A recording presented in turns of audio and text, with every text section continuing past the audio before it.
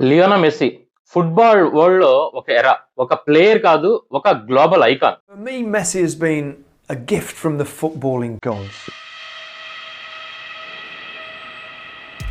Every team and every individual pulls out against him to stop him, and he still shines in the majority of games. He still finds the space, he still goes past people, still scores, still creates. He's unstoppable.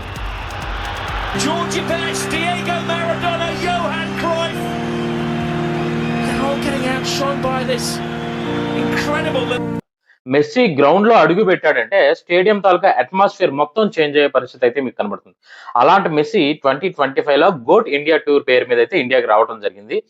ఇండియాలో football fans కోసం అయితే ఇదొక iconic movement అనే చెప్పొచ్చు. ఎందుకంటే ఇండియాలో football fans అనేది కొద్దిగా అయితే క్రికెట్ మిగతా గేమ్స్‌ని బట్టి కంపేర్ చేసుకున్నట్టయితే చాలా తక్కువగా ఉంటారు.